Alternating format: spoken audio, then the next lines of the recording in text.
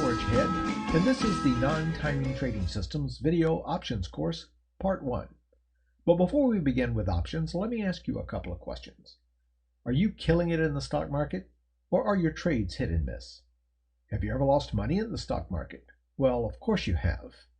And how satisfied are you with the returns you're getting on your CDs and bank accounts? Well, those have been pathetically low for years. So let me tell you about a stock market investment strategy called the non-timing trading system that can give you average yearly returns of 20 to 30%. So let's take a look at that system and see what it's all about. Why learn about options? Well, first and foremost, options add leverage. If you want a 20 to 30% return, you're going to have some leverage. Did you know that the average return of the Standard & Poor's 500 over a year is only 8%? So if you want 20 to 30% per year, you're not going to be able to do that by simply buying stock. But more importantly, options help you to control risk. One of the riskiest investments you can make is simply buying stock. And that's because stock can go to zero.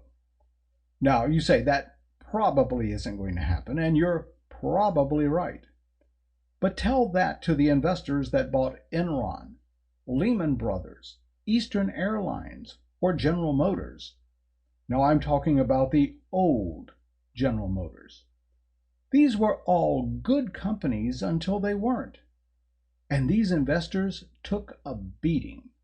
And finally, options will help to predict the movement of your stock and the probability of how far it will move.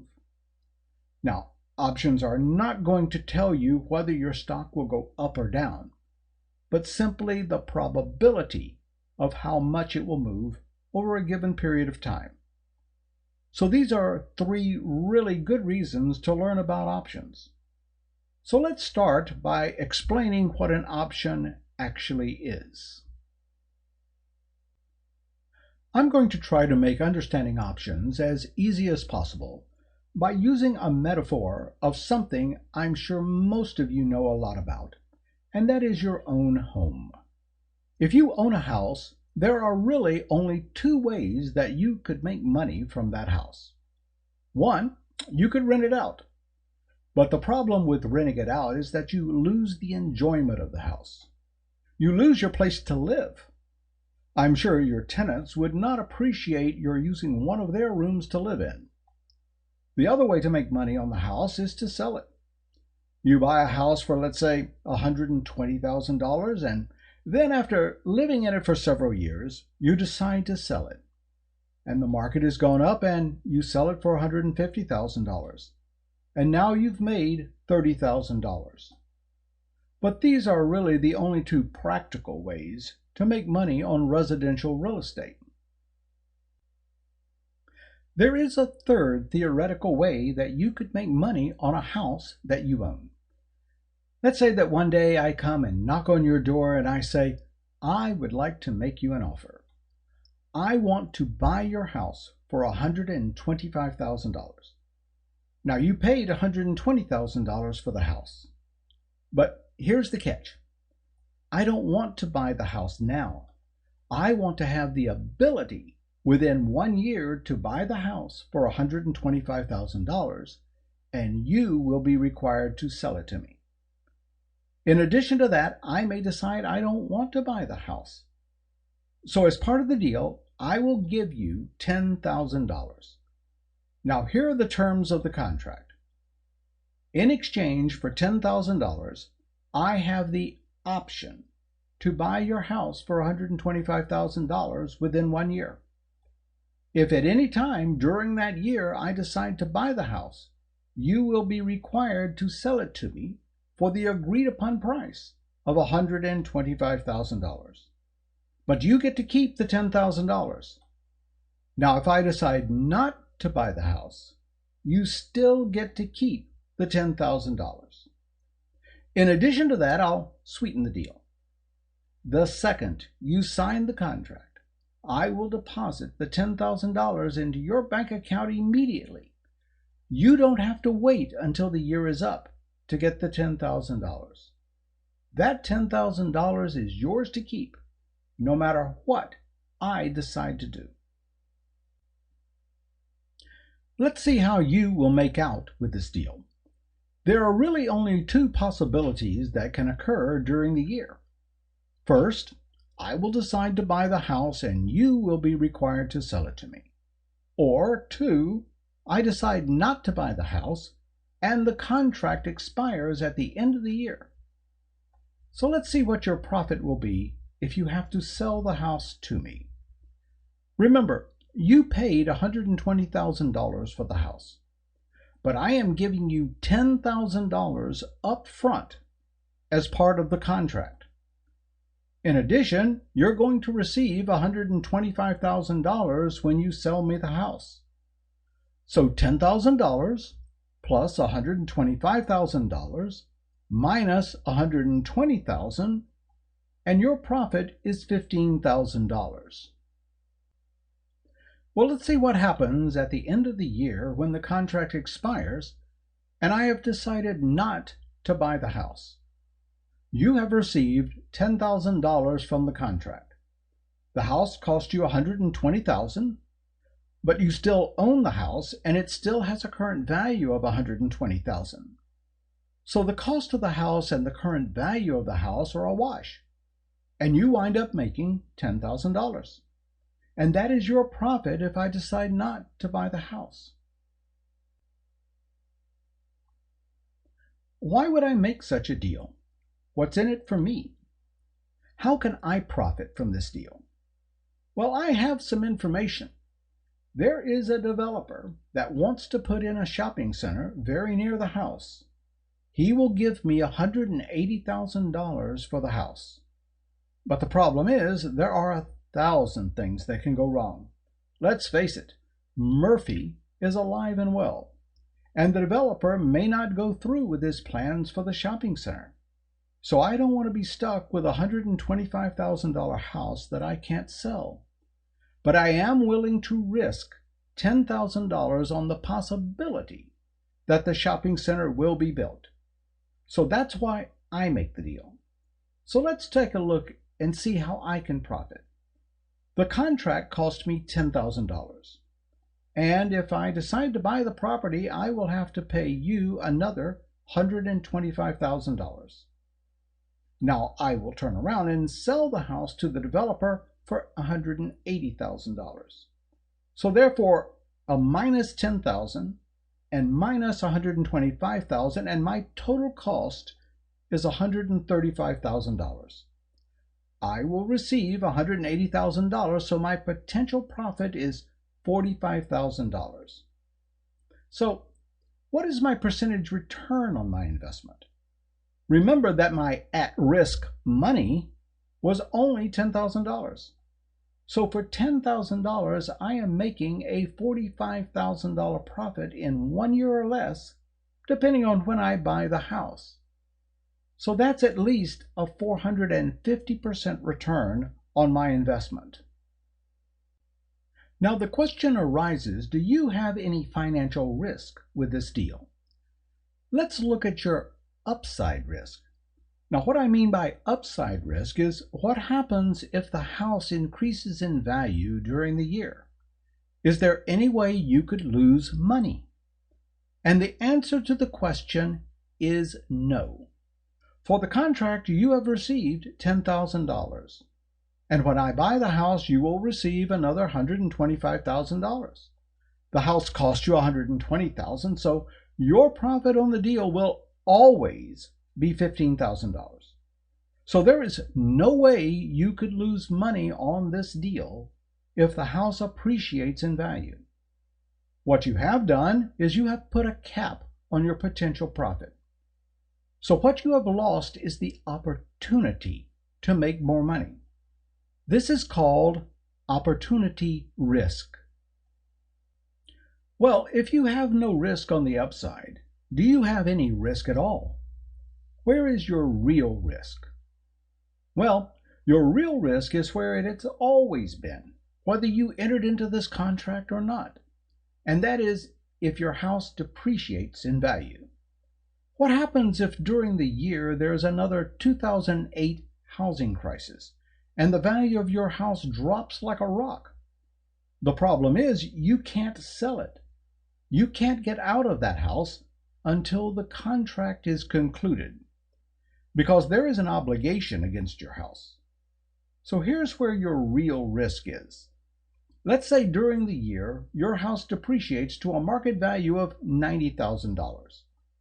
Then you will have incurred a $30,000 loss if at the end of the year you have to sell the house. But remember, that loss is mitigated by the $10,000 you received for the contract. So instead of losing $30,000, you will have lost only $20,000. So let's see where your break-even is. The house cost you $120,000, and you received $10,000 on the contract.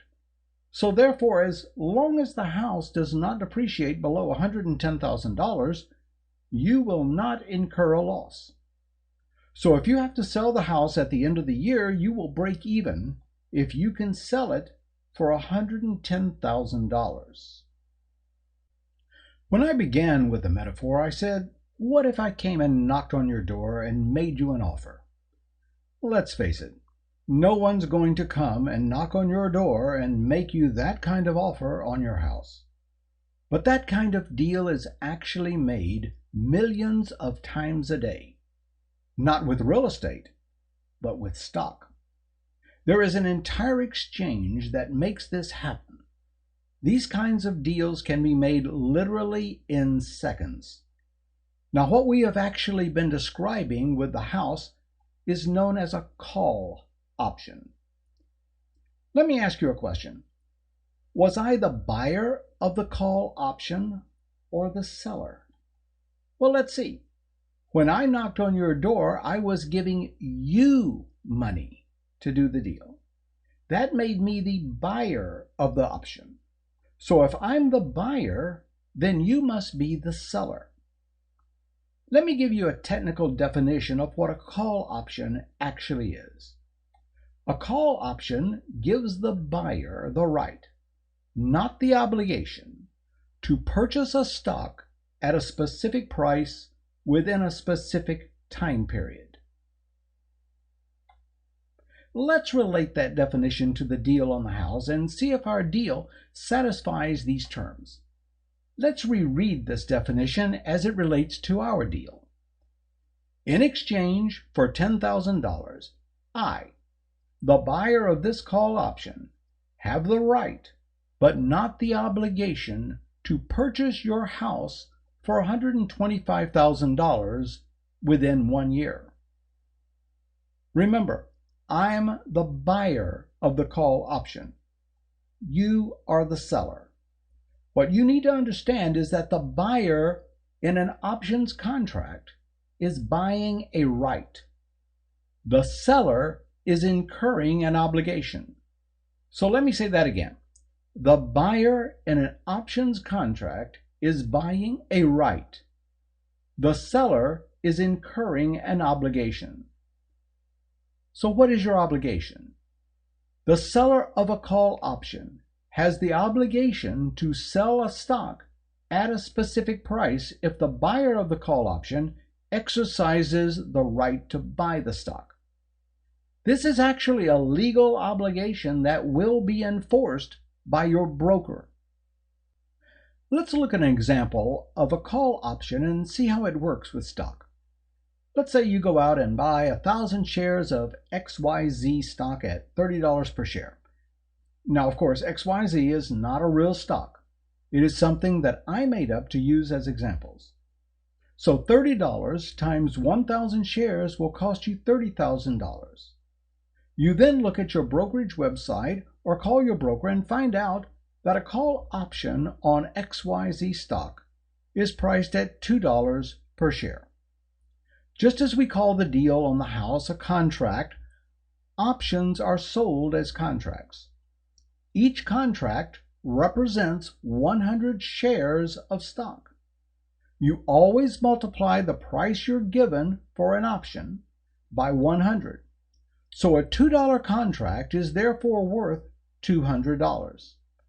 Now you own 1,000 shares of XYZ stock.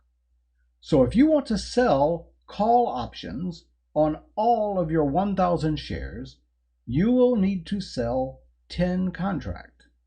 That's 10 times 100 equals 1,000. When you sell these 10 call options at $2 per share, you will receive $2,000 in your brokerage account immediately. That's $2 per share times 1,000 shares equals $2,000. Or another way to express it is $200 per contract times 10 contracts equals $2,000. Now, the time period for our contract with the house was for 1 year. Even though you can get contracts for options with a time period of 1 year, we will make this example for only 1 month. So this is a 1-month contract. Now there's one more element that's missing, and that is the price you will have to sell your shares for if the buyer of the call option exercises his right to buy your shares. Just as the agreed upon sale price of the house was $125,000, we will make the agreed upon sale price for the stock to be $30 per share. Now in this case, it's the same price that we paid for the stock, but it doesn't have to be. It can be for any price listed by the exchange. Just as there were 2 possible scenarios that could happen with our house, there are the same 2 possible scenarios that can occur with a call option on stock. The buyer of the call option may decide to buy your stock, or they may decide not to buy your stock.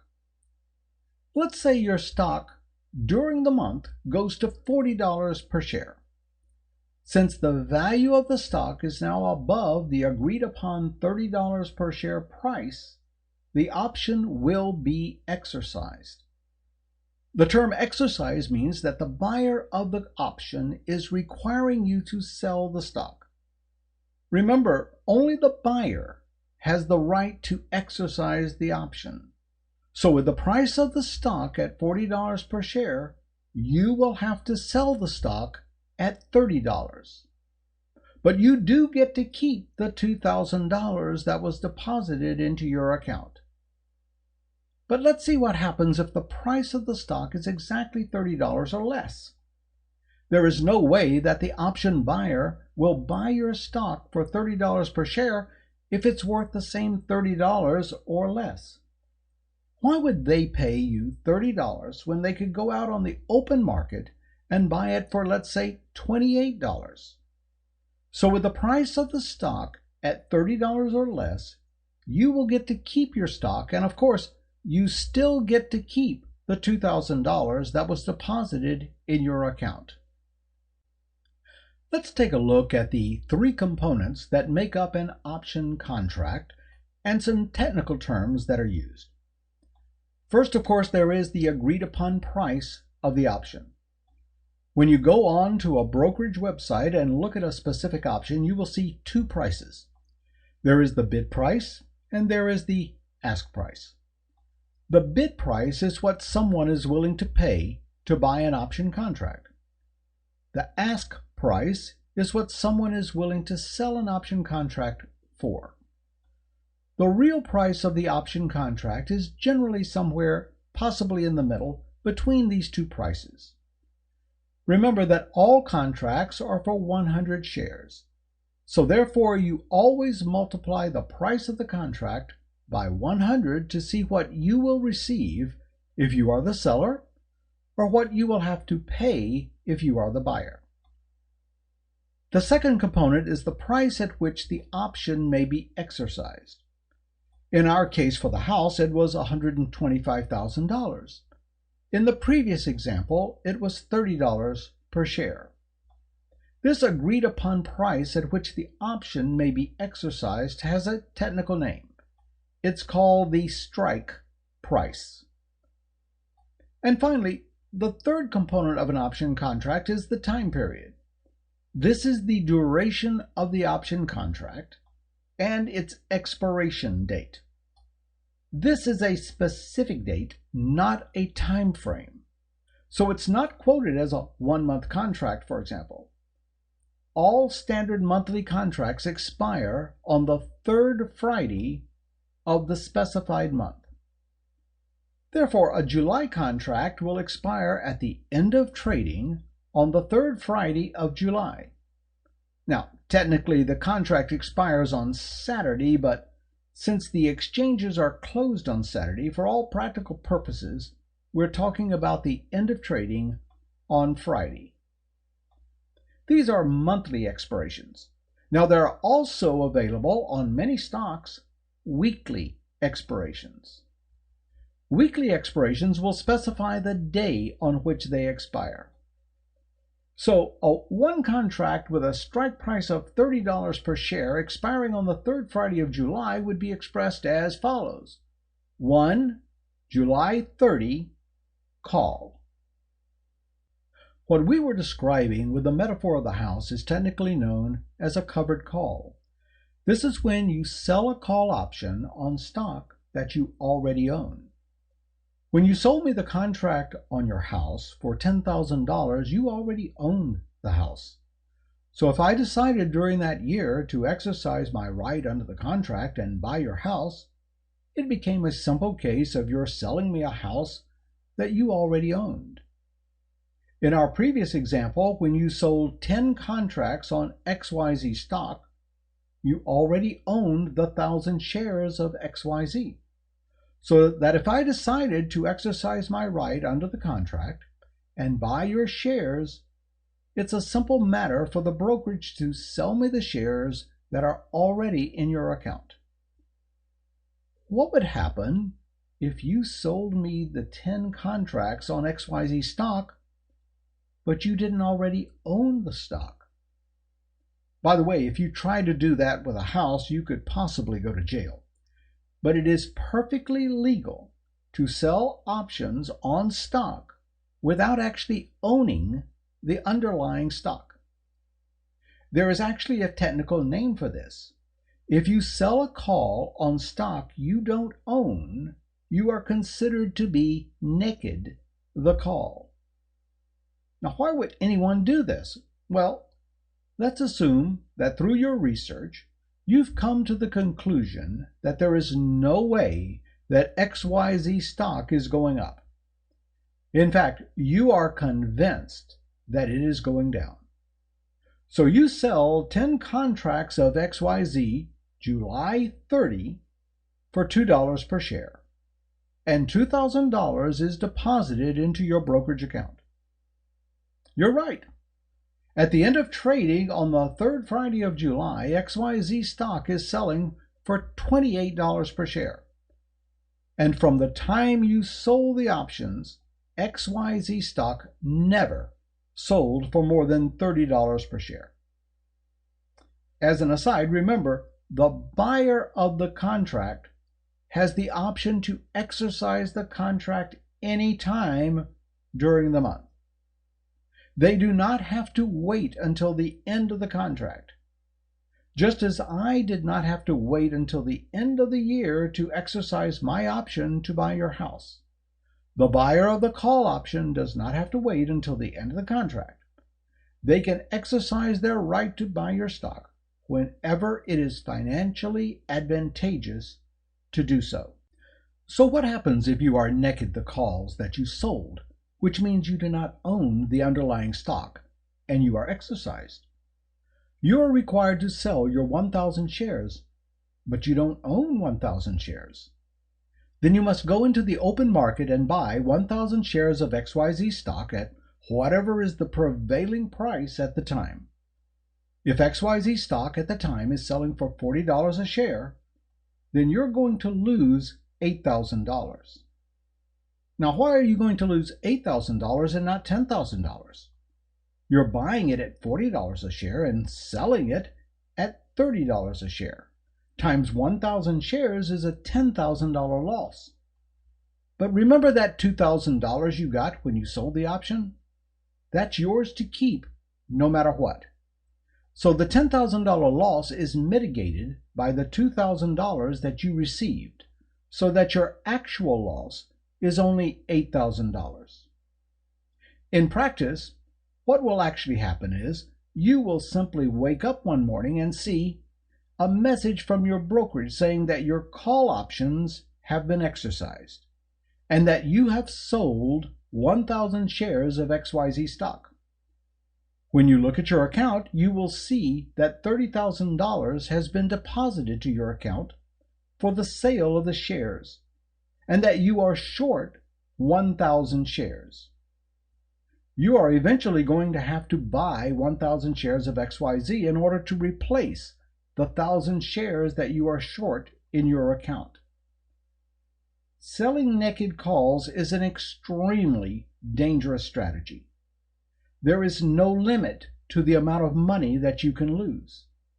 When you sell a covered call, on the other hand, your losses are covered by the stock that you already own. There is another type of option that is available, and that is the put option.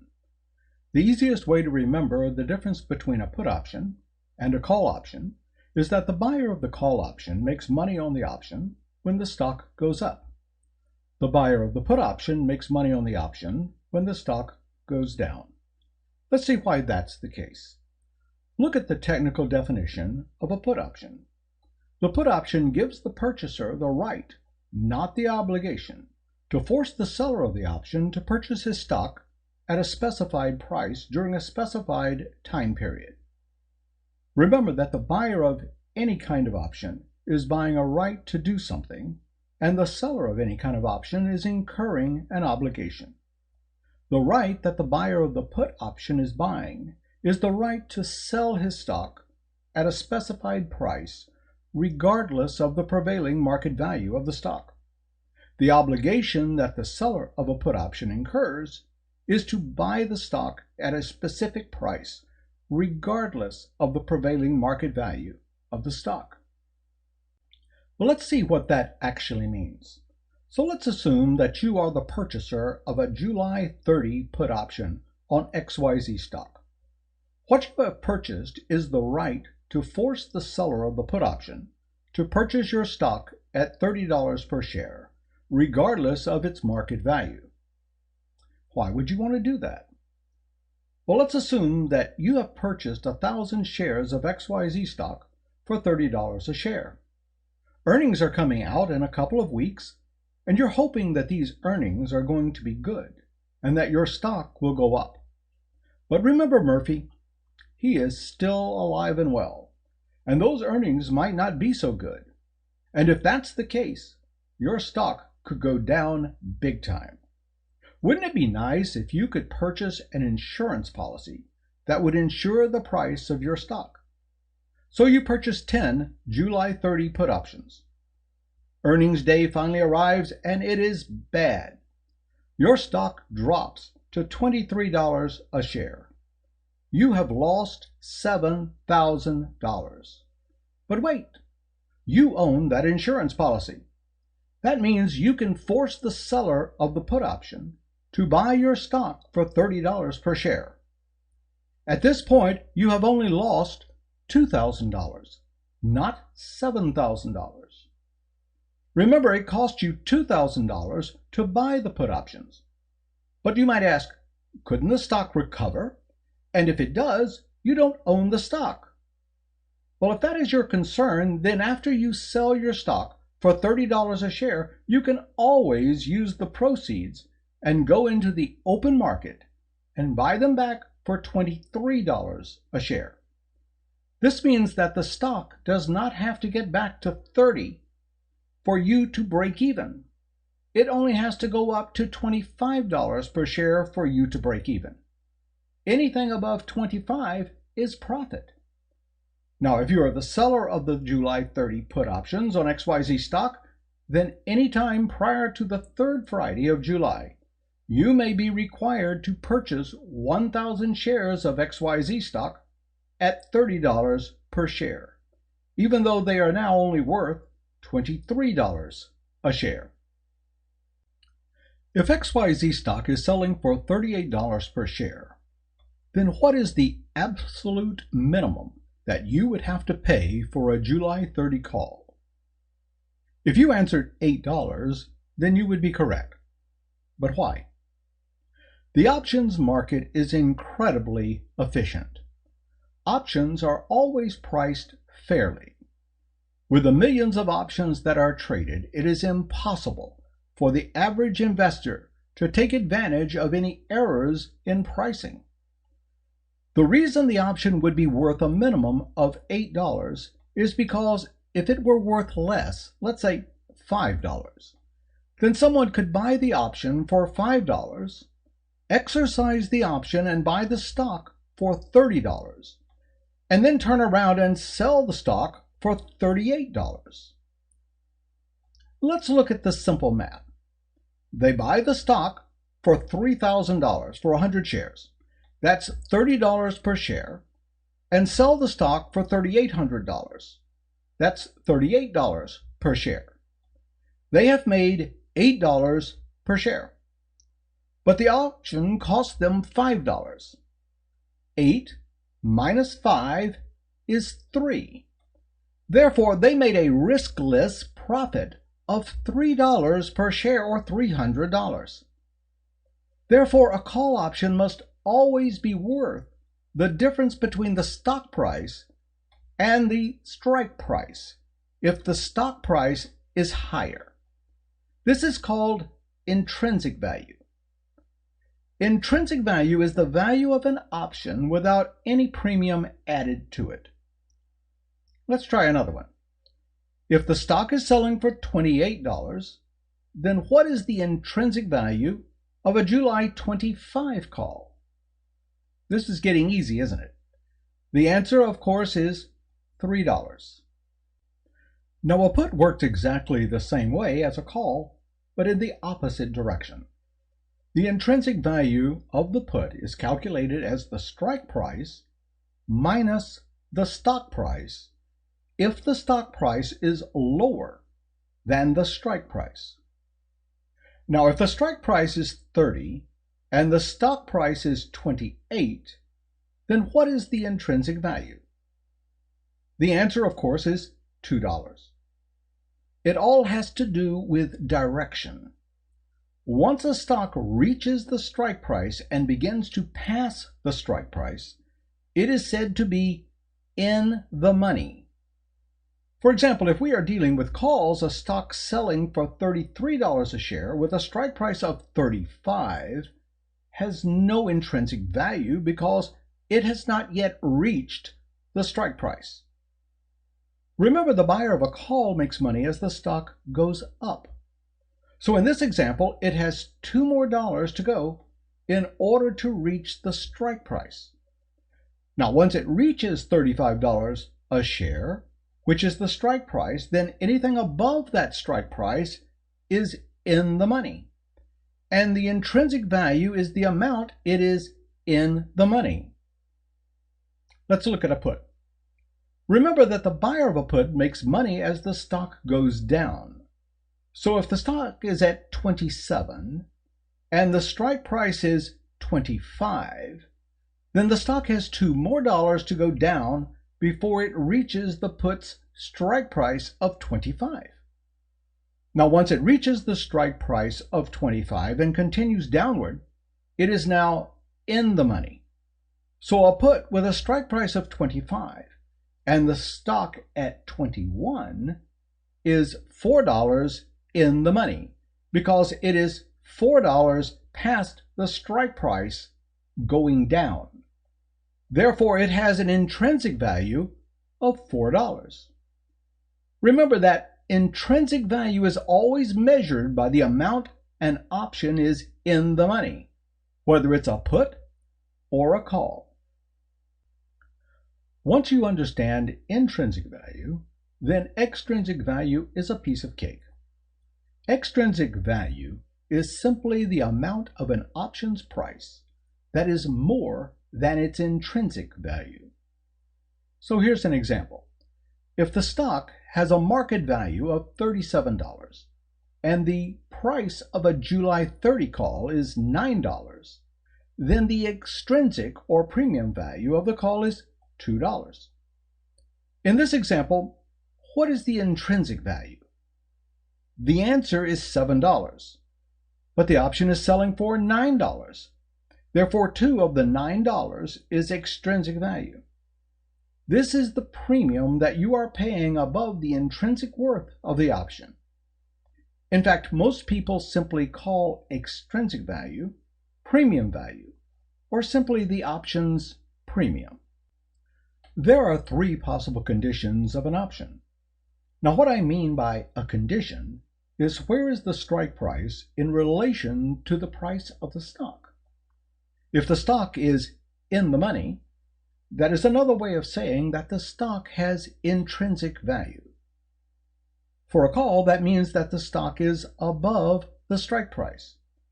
And for a put, that means the stock is below the strike price. If an option is out of the money, it means that the stock price has a ways to go to reach this strike price, and at this point has no intrinsic value. The price of the option is made up entirely of extrinsic or premium value. At the money means that the strike price and the stock price are exactly the same. It's also worth noting that if an option is exactly at the money, it too has no intrinsic value. All of the price of the option is made up of premium value. Let's look at an example using calls for each of these conditions. The stock is at 35 and the strike is 35. Since they are exactly the same, the option is at the money. Now the stock is 38 and the strike is 35. Therefore, the option is $3 in the money. And finally, the stock is 31 and the strike is 35. Therefore, it has another $4 to go before it is in the money. Therefore, it is currently out of the money. Think back to the metaphor of the house when we first began. Remember that during the year while the contract was in effect, you couldn't sell the house because there was an obligation against the house. Therefore, before you could sell the house, you would have to somehow satisfy that obligation. The only way to satisfy the obligation during the period of the contract would be for you to pay me a negotiated price to cancel the contract. Fortunately, it is much easier to get out of an options contract than it is with our metaphor. The first time that you buy or sell an option, you have opened or initiated an options contract.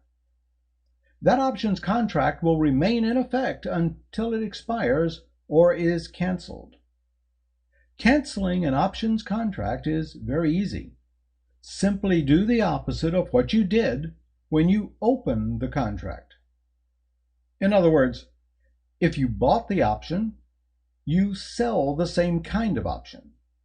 If you initially sold an option, then you buy the same kind of option. Now, what do I mean by the same kind of option? The option that you use to close or cancel a contract must be the same type, such as a call or a put, with the same expiration date and the same strike price. So if you bought a July 30 call, the way you close or cancel the option is to sell a July 30 call. If you bought an August 25 put, then you cancel it or close it by selling an August 25 put. Now, you don't have to buy or sell the call to the same person. In fact, you will never know who that individual was. All options of the same kind are fungible. Now, that's a fancy term that simply means options of the same kind are the same. It's like money. If I borrow $5 from you and you hand me a $5 bill, when I repay the loan, you don't expect to receive back the exact same $5 bill. That's because $5 is $5. It's the same with options. An August 25 put is an August 25 put. If I sold an August 25 put, all I have to do is buy an August 25 put, and my obligation is gone. Even though options are based on stock, you don't actually have to deal with the stock itself. Options can be treated as though they were stock, which means they can be bought and sold the same as stock. If you buy an option for $3 and it goes up in value and you sell the option later for $5, then you have made $200 on one contract. Remember, a contract is for 100 shares, and therefore the price of the option is always multiplied by 100 for a single contract.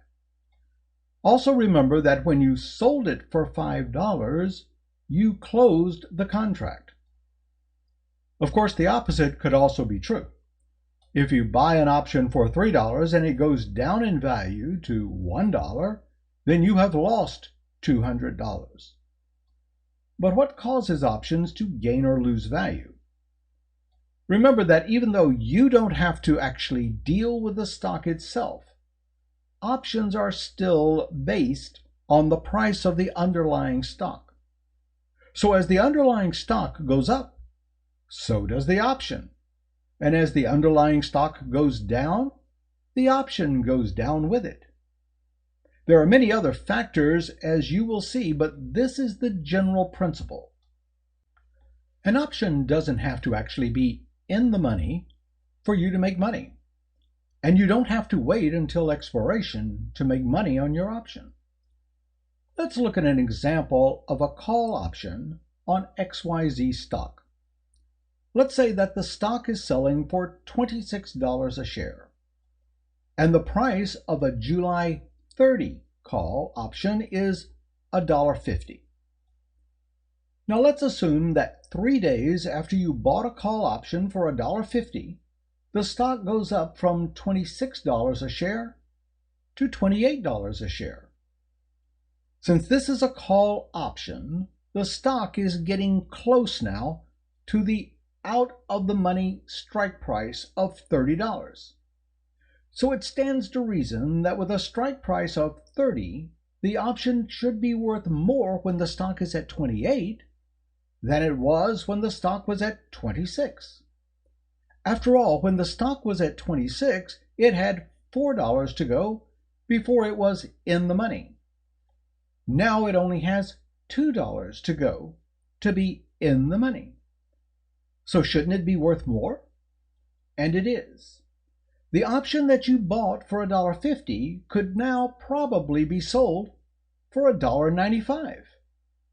So if you sold it now at $1.95, you would make $45 profit. And remember, when you sell the same kind of option, the contract is closed. So what do you need to be able to buy and sell options? Well, the first thing you're going to need, of course, is a brokerage account.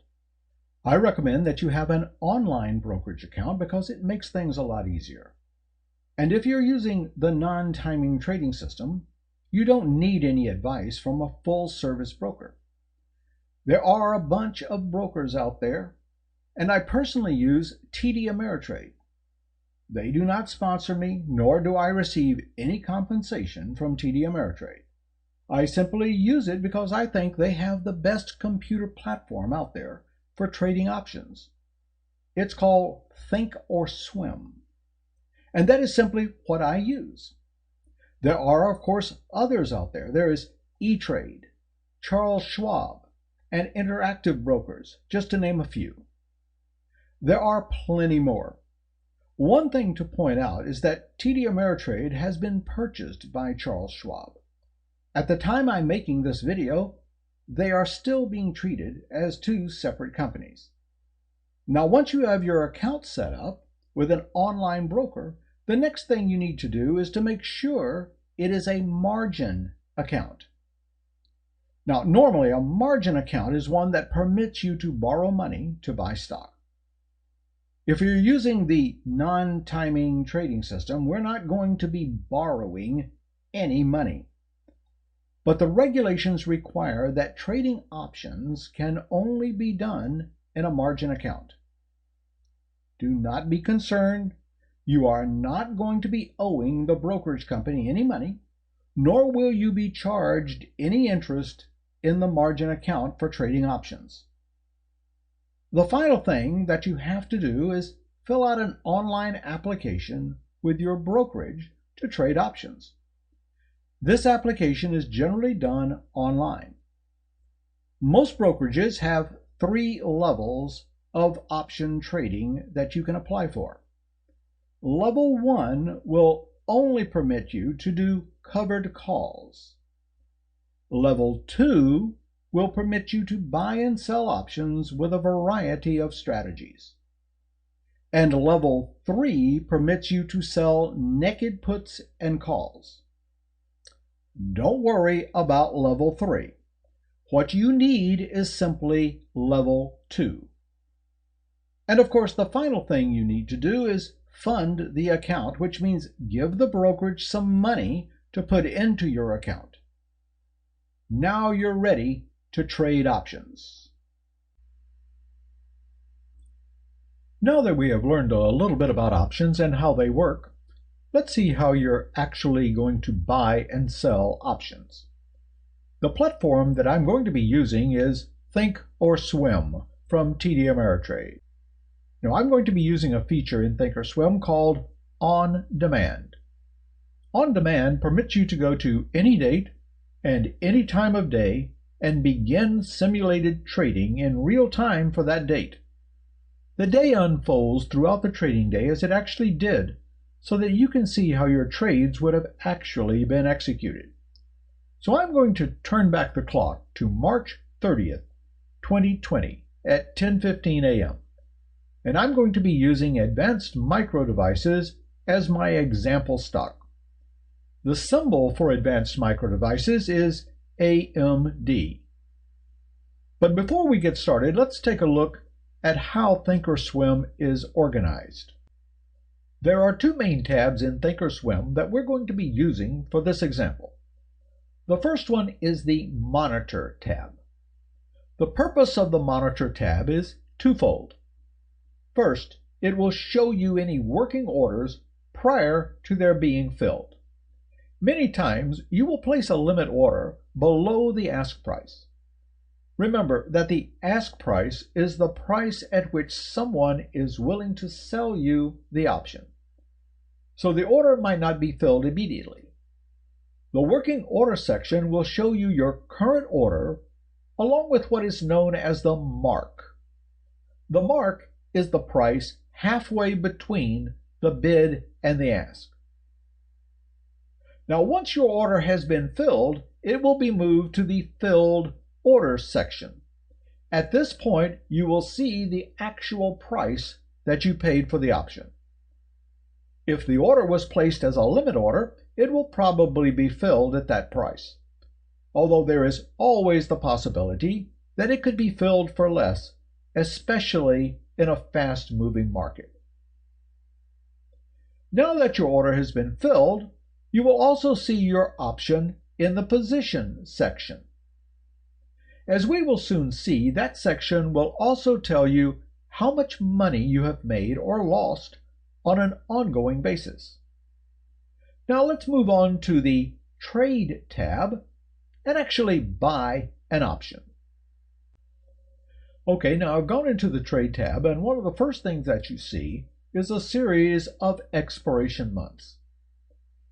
In this particular case, they range from April 3rd of 2020 all the way down to January 21st of 2022. Now, look to the right of the expiration months and you'll see in parentheses the number of days that particular period has until its expiration. Let's look at the first one here on April 3rd. It has 4 days until its options expire. The reason for this is because we have set our current date in the on-demand program to March 30th. But what I would like to do is to have a 1-month option, but that doesn't look like it's going to be possible. If you'll notice, in parentheses, there are no 30-day expirations. It looks like May 1st has the closest that we're going to be able to get to 30 days. It has 32 days until expiration. So let me open that one up.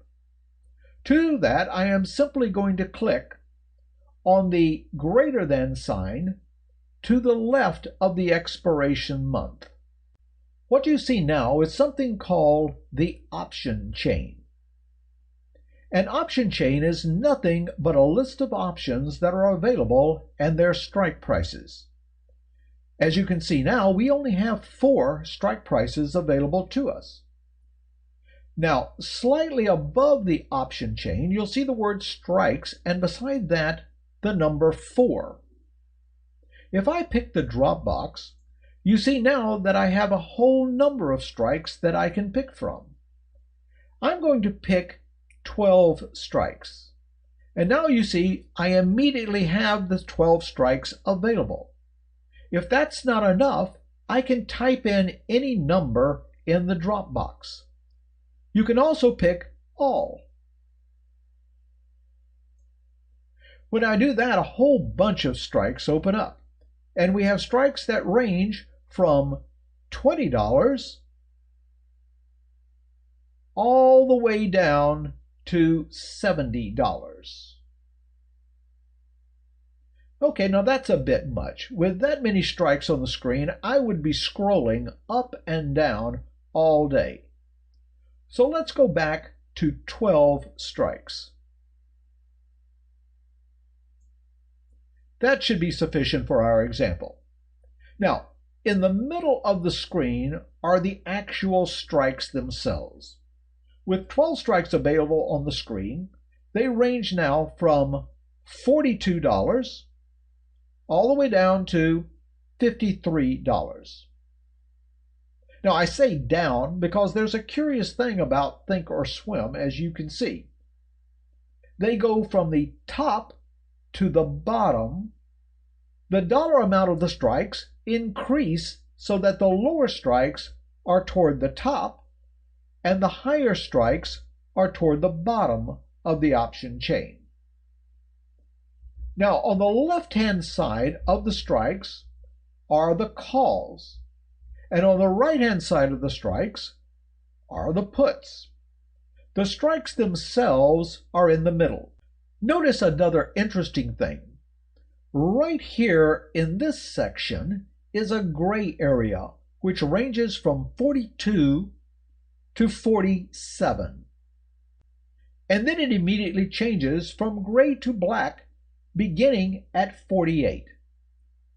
Now, depending on the color scheme that you have chosen, it might actually be a different color.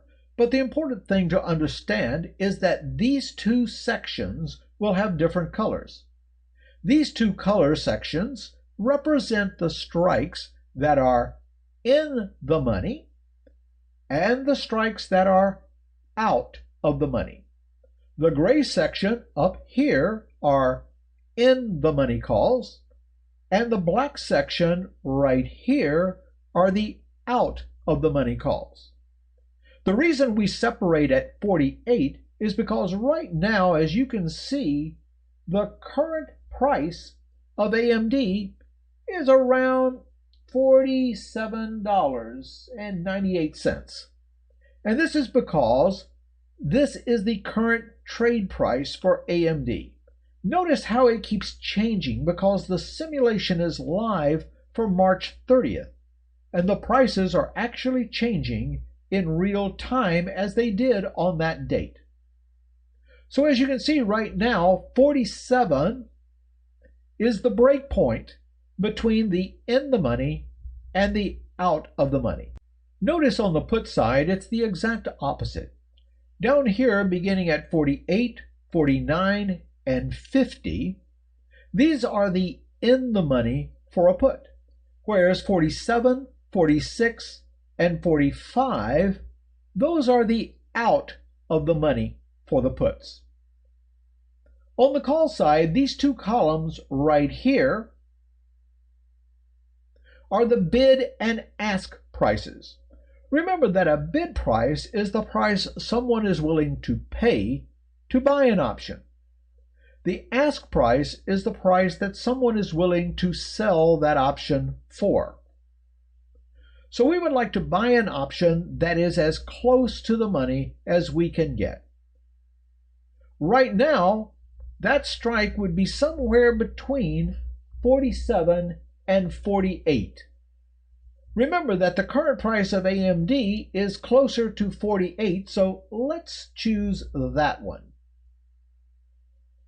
Right now, the ask price for this call is $4.60.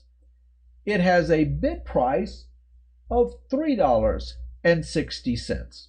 Now, hopefully, we will be able to buy it somewhere in the middle. Now, there are many ways you can create an order in Thinkorswim, but to buy a single call, the easiest way is to simply click on the ask price. If you want to sell the call, you click on the bid price. So I'm clicking on the ask price of the 48 strike. And when I do, it opens up an order form. Now let's take a look at the order form. It says that I am buying one AMD May 1st with a strike price of 48. It is a call, and the current ask price is $4.70. This is a limit order. Now let's look down here at this slider bar. On the right-hand side of the slider bar, it says NAT. That stands for natural price. The natural price when you are buying a call is the ask price. This is the price you are pretty much guaranteed to be able to buy the call at. On the left-hand side of the slider bar is the mid. This is technically known as the mark. This is the price in the middle between the bid price and the ask price. So I should be able to buy this option somewhere around the mid price. Back on the order form itself, there is a small padlock. Right now, it is open. What that means is that as the ask price changes, the limit price will also change. If I want to designate a specific price, what I will do is close the padlock. And then under price, I can adjust the price to the price I would like to pay. Let's move it on down here to $4.41. Now notice if I open back up the padlock, it goes back to the current ask price. But by the way, the ask price now is $4.70. How much am I actually going to have to spend to buy this option? Remember that you always multiply the price that you are quoted by $100 per contract. That means that if the ask price is, well, it's now $4.65. So if the ask price is $4.65, then I'm going to be spending $465 to buy this option. Now, one final thing before we actually confirm the order. This is a limit order. This means that I am limited as to what I am willing to pay for this option. I could change this to a market order. This is not a good idea when buying options. There is no guarantee as to what the order will execute for, and that you can lose control of the price you're willing to pay, especially in a fast-moving market. So always enter your option orders as a limit order. That way you maintain control. Okay, as we were talking, the price is now $4.65. So let's go ahead and confirm this order. So I'm going to click Confirm and Send. And now we're given a chance to review the order. Here in the order description, it says that I am buying one AMD May 1st 48 call at $4.65. It is a limit order and it is to open. Notice down here the cost of the trade is $465. Now, one little word of advice: don't get in such a hurry that you just immediately send this order without reading the description. Always read your order description out loud. Listen to what you are saying. It can avoid costly mistakes. So the cost of the trade is $465, and everything looks good, so I'm going to simply click Send. Okay, it looks like my order has executed, so I'm going to go back over to the Monitor tab. And notice that if the order had not immediately executed, it would have shown up here under Working Orders. But we were immediately able to execute, so that the orders were now filled, and it shows right here that you have bought one AMD May 1st 48 call for $4.63. Well, that was a little bit less than the ask price, so we got a little bit of a break on that. Now down here under Position, it shows my current position. The most important part about the position statement is the P/L open. This is your current profit and loss.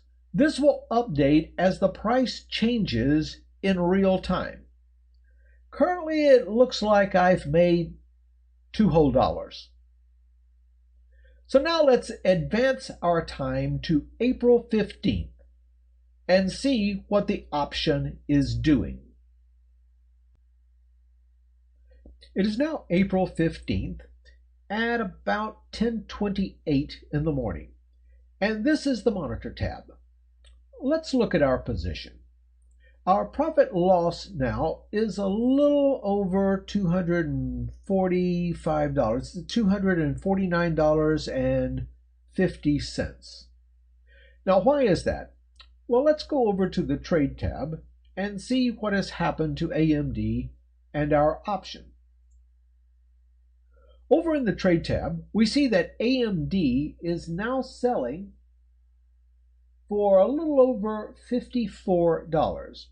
Remember, we purchased the option when AMD was about $48, thereabouts, and now it's $54.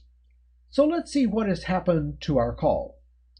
Remember, it has a strike price of $48. So let's look at the $48 strike. Here's our position. So I'm going to click here and highlight that. We see that the call now is selling for a little over $7. Remember, we paid $4.63 for our option. So let's sell this option and take our profit. Just as there are a variety of ways to buy an option, there are also a number of ways that you can sell the option that you own. It can be done right here in the Trade tab, but I'll show you an easier way to close the position. Let's go back to the Monitor tab. And here is AMD. And it looks like the current profit right now is $279.50. Now I'm going to open up AMD by clicking on the greater than sign to the left of the name of the stock, and it opens it up and shows the actual option itself. Now the easiest way to close our position is to right-click on the option itself that you want to close, then click Create a Closing Order. Now it describes the way you're going to close the order. It says you're going to sell one AMD May 1st 48 call for $7.05. So let's click on that, and it brings up an order form. Notice something different about this order form from the last one when we bought the option. When we were buying the option, the order form was green. Now it is red. That is because we're selling the option, not buying it. So in Thinkorswim, when you are buying an option, the order line is green. When you are selling an option, the order line is red. This is Thinkorswim's way of trying to minimize mistakes.